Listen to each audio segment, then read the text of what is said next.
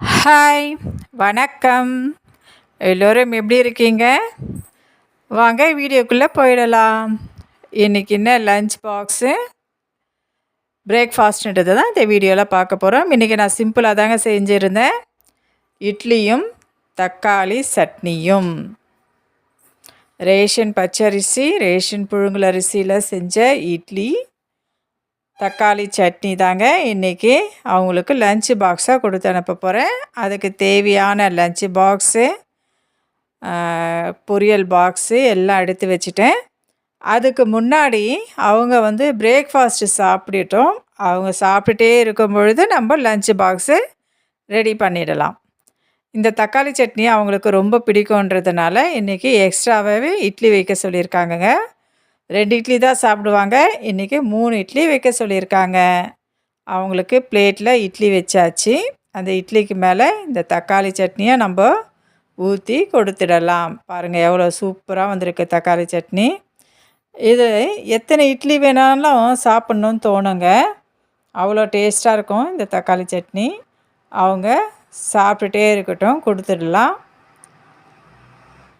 அதுக்குள்ளே நம்ம இந்த லன்ச் பாக்ஸும் அவங்களுக்கு ரெடி பண்ணி வச்சிடலாம். வாங்க இப்போ 2 பேருக்கும் லன்ச் பாக்ஸு வச்சிடலாம். அவங்க வந்து ஒருத்தர் வந்து 3 இட்லி கேட்டாங்க, ஒருத்தர் வந்து 4 இட்லி கேட்டாங்கங்க. ஏதோ சின்னவ ஏன்னா அவங்க ஃப்ரெண்ட்ஸுக்கு வந்து என்னுடைய கிரேவி கொஞ்சம் பிடிக்குன்றதுனால அவள் 4 இட்லி வச்சுட்டு போகிறா. இவளுக்கு வந்து 4 இட்லி வச்சேன், வேண்டாம் எனக்கு 3 இட்லி போதும்னு சொல்லிட்டா. இது வந்து சின்னவளுக்கு தக்காளி சட்னி ஊற்றிடலாம். ஏன்னா கொஞ்சம் அவங்க ஃப்ரெண்ட்ஸுங்க கூட ஷேர் பண்ணி சாப்பிடுவாள். அதனால் கொஞ்சம் அதிகமாகவே தக்காளி சட்னி கேட்டால். இவளுக்கு வந்து சின்னவளுக்கு கொஞ்சம் குழம்பு கம்மியாக தான் சாப்பிடுவாள். அதனால் அவளுக்கு சின்ன பாக்ஸில் நான் ஊற்றி குத்தியாச்சு. பாருங்கள் அதுவே ஃபுல்லாக ரொம்பிடுச்சு. 2 கரண்டி ஊற்றினாலே ஃபுல்லாக ரொம்பிடுச்சு.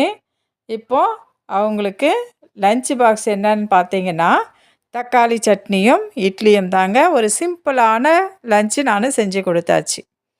சரிங்களா? வாங்க இப்போ நம்ம எல்லாமே க்ளோஸ் பண்ணி அது எல்லாமே அந்த பேகுக்குள்ளே வச்சிடலாம். அப்படி வச்சிட்டோம்னா நம்மளுடைய வேலை வந்து முடிஞ்ச மாதிரி ஆகிடுங்க.